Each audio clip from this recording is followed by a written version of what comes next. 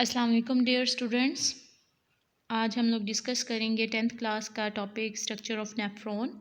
Previous lecture में हम लोगों ने यूरिनरी सिस्टम ऑफ ह्यूमंस और स्ट्रक्चर ऑफ किडनी के बारे में डिस्कस किया था, जिसमें आप लोगों को डिटेल में बताया गया था कि यूरिनरी सिस्टम के कितने पार्ट्स हैं, उसके अंदर क्या क्या चीज़ इन्वॉल्व है।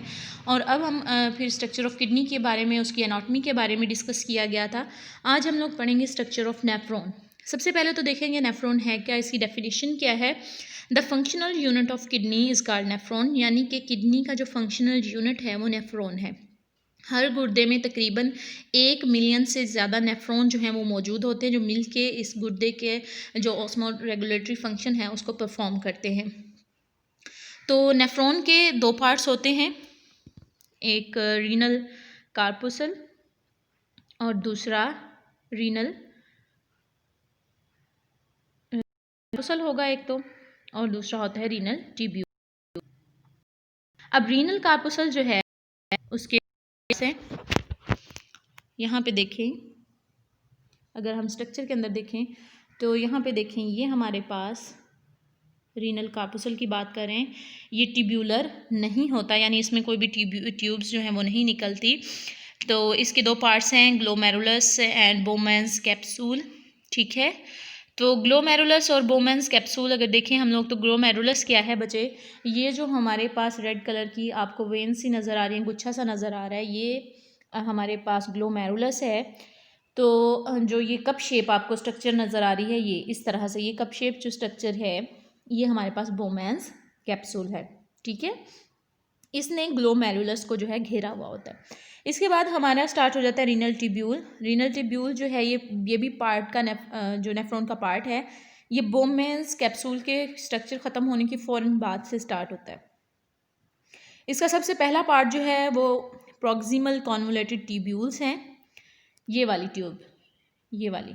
ठीक है, तो ये ट्यूब्स जो हैं आगे इसी तरह से एक्सटेंड होती हैं, नीचे की तरफ आती हैं और ये यू शेप स्ट्रक्चर बनाती हैं, जिसको हम लोप ऑफ हेनले कहते हैं। इसकी बात कर रहे हैं, लोप ऑफ हेनले।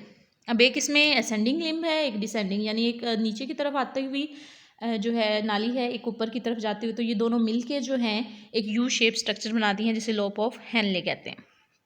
अब जो लास्ट पोर्शन है इसका, वो है डिस्टिल्ड कॉन्वोलेटेड ट्यूब्यूल्स, ये वाला हिस्सा। ठीक है, डिस्टिल्ड कॉन्वोलेटेड ट्यूब्यूल।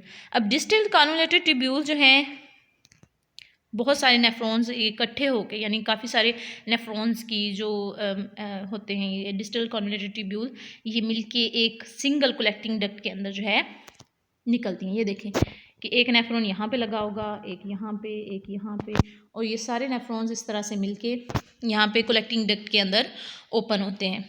और बहुत सारी कलेक्टिंग डक्ट्स जो हैं ये मिलके पेपिलरी डक्ट्स जो है रीनल पेल्विस में खाली होती हैं, और वहाँ से यूरिन जो है बाहर यूरेटर के ज़रिए से निकाल दिया जाता है।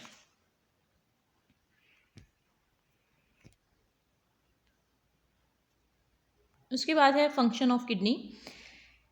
ये अभी जो हमने डिस्कस किया ये थी स्ट्रक्चर ऑफ नेफ्रॉन। अब हम करेंगे फंक्शन ऑफ किडनी, के किडनी जो है किस तरह से फंक्शन करता है।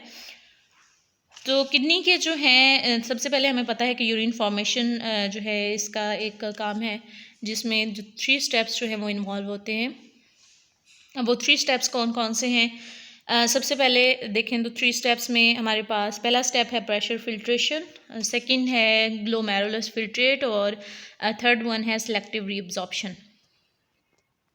तो देखें ये हमारे पास सबसे पहले ग्लोमेरुलस में प्रेशर फिल्ट्रेशन हो रही है। तो प्रेशर फिल्ट्रेशन किस तरह से होगी, ये फर्स्ट स्टेप है इसका फंक्शन ऑफ किडनी का, कि जब ब्लड जो है रीनल आर्टरी के ज़रिए से इसके अंदर दाखिल होता है ग्लोमेरुलस के अंदर, तो जो हमें पता है कि ब्लड का जो प्रेशर है वो बहुत ज़्यादा हाई होता है। तो जब ये इन ट्यूब्यूल्स में से गुज़रता है तो बहुत सारा जो पानी है, साल्ट है, ग्लूकोज़ है, यूरिया है, जो ब्लड के अंदर मौजूद होते हैं, उसको प्रेशर के साथ ग्लोमेरुलस कैपिलरीज के ज़रिए से निकाल दिया जाता है। अब ये जो मटेरियल है ये बोमेंस कैप्सूल में इकट्ठा हो जाता है। अब वो जो बोमेंस कैप्सूल के अंदर इकट्ठा हुआ उसे ग्लोमेरुलस फिल्ट्रेट कहते हैं। उसके बाद सेकंड स्टेप जो है ये है सेलेक्टिव रीअब्जॉर्प्शन। वो वुमेन कैप्सूल जो है उसके अंदर जो मटेरियल मौजूद है, इस वक्त जो लिक्विड मौजूद है, उसमें से दोबारा कुछ जो यूज़फुल मटेरियल हैं उनको रीअब्जॉर्ब कर लिया जाता है। यानी कि हमारे पास ग्लोमेरुलस फिल्ट्रेट जो है वहाँ से तकरीबन 99% जो यूज़फुल मटेरियल है वो दोबारा एब्जॉर्ब कर लिया जाता है। अब ये होता किस तरह से है? ये प्रोसीजर या तो ऑस्मोसिस से होगा, या डिफ्यूजन से होगा, या एक्टिव ट्रांसपोर्ट से होगा। तो ये जो वाटर और ज़्यादातर जो ग्लूकोज है ये प्रॉक्सिमल कॉन्वोल्यूटेड ट्यूब्यूल्स के ज़रिए से रीअब्जॉर्ब कर लिया जाता है। साल्ट्स भी रीअब्जॉर्ब कर लिए जाते हैं, वाटर भी ऑस्मोसिस के ज़रिए से जो है एब्जॉर्ब कर लिया जाता है। तो डिसेंडिंग लोब ऑफ हेनले जो है ये रीअब्जॉर्प्शन को अलाउ करता है, और जो ascending limb of loop Henle है ये साल्ट्स की जो रीअब्जॉर्प्शन है उसको अलाउ करता है। अब डिस्टल कॉन्वोल्यूटेड ट्यूब्यूल जो है ये फिर से पानी की जो रीअब्जॉर्प्शन है उसको अलाउ करता है। अब थर्ड क्लास है ट्यूब्यूलर सिक्रीशन। तो इसमें जो हमारे पास ये ट्यूब्यूल्स मौजूद हैं ये बहुत सारी सिक्रीशंस जो हैं वो सिक्रीट करती हैं, जिसमें आयंस होते हैं, कैरेटिनाइन और यूरिया होता है, और जो है ब्लड से इसके अंदर फिल्ट्रेट कर लिए जाते हैं। तो ये इसलिए होता है कि ब्लड की पीएच है उसको मेंटेन, ब्लड की जो नॉर्मल पीएच 7.5 to 7.45 हो सकती है, इसको मेंटेन रखने जो इसके आयंस होते हैं कैरेटिन यूरिया भी निकाल। इन जो स्टेप्स हैं वो हो जाने के बाद जो इसके अंदर फिल्ट्रेट है रिन्यूअल ट्यूब्यूल के अंदर, अब ये यूरिन कहलाएगा, और इसे कलेक्टिंग डक्ट के अंदर भेज दिया जाता है, और वहाँ से ये पेल्विस के अंदर जाता है, और पेल्विस जो है पेल्विस से यूरेटर के ज़रिए से ये बाहर निकाल दिया जाता है। अब नेक्स्ट टॉपिक अगर हम देखें तो ये है नॉर्मल जो कंपोजिशन है, केमिकल कंपोजिशन यूरिन की, ये नासा कॉन्ट्रैक्टर रिपोर्ट के मुताबिक। तो इसमें पानी की जो मिकदार होती है वो 95% होती है, यूरिया जो होता है 9.3 ग्राम पर लीटर होता है, यानी 1 लीटर के अंदर 9.3 यूरिया होगा, और क्लोराइड आयन जो हैं वो 1.87 ग्राम होंगे 1 लीटर के अंदर। सोडियम आयंस जो हैं वो 1.17 ग्राम होंगे 1 लीटर के अंदर। पोटाशियम आयंस 0.750 ग्राम पर लीटर।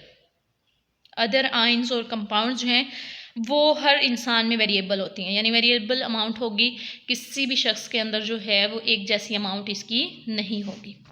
ये था आज का हमारा टॉपिक। नेक्स्ट टॉपिक होगा osmoregulatory function of kidney. अल्लाह हाफिज़।